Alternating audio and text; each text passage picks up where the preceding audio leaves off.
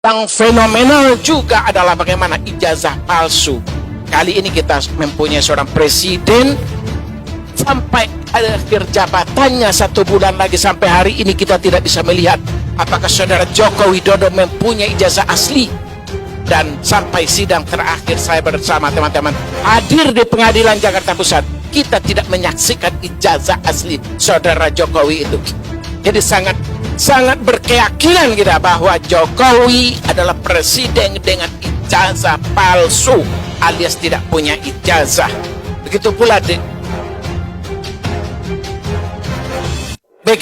dengan Gibran, misalkan ada peraturan ketentuan usia 38, harusnya usia 40 dia baru boleh menjadi diloloskan, tetapi pun ini ada MK, kemudian ya dengan begitu akhirnya dia bisa lolos. Ini juga merupakan menurut saya adalah suatu hal pelanggaran terhadap konstitusi dan undang-undang yang perlu kita tegakkan ke depannya, karena tidak boleh siapapun warga bangsa ini, apapun jabatannya, presiden kah dia, rakyat biasa kah dia mempunyai kedudukan yang sama di depan hukum.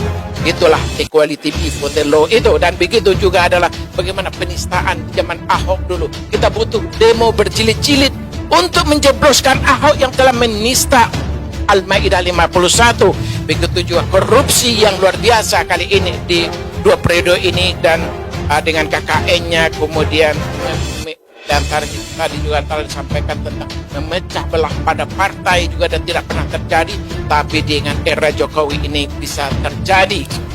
Kemudian serangan kepada Islam dan dengan tuduhan-tuduhan terorisme dan lain-lain, dan ini sangat sangat masif. Begitu juga undang-undang Omnibus Law yang harusnya undang-undang dibikin adalah untuk melindungi rakyat 278 juta, tetapi kita di era periode Jokowi menyaksikan undang-undang justru adalah untuk kepentingan daripada oligarki.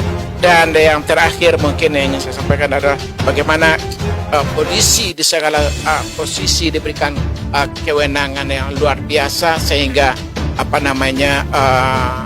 lebih banyak akhirnya hukum tebang pilih, hukum suka-suka dan lain-lain.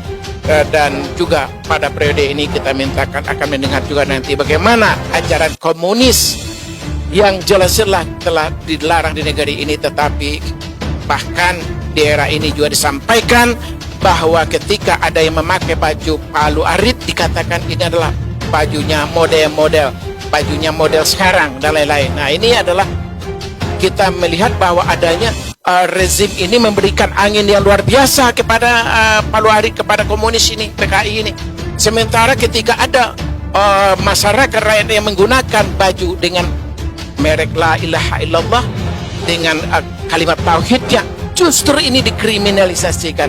Jadi ini sangat jelas bahwa rezim hari ini adalah anti dengan Islam. Dan mungkin itu yang dapat saya sampaikan. Mari terakhir kita sampaikan sebuah hadis dari Rasulullah. Artinya saja saya baca, diberitahukan dari Aisyah radhiyallahu.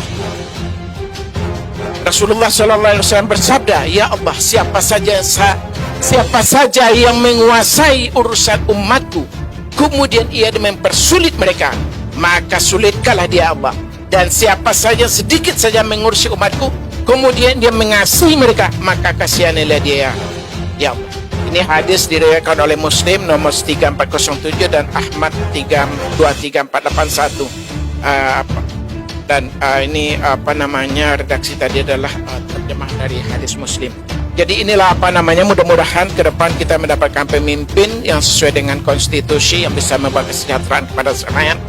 Kita akhiri dengan Allahu Akbar. Allahu Akbar. Assalamualaikum warahmatullahi wabarakatuh.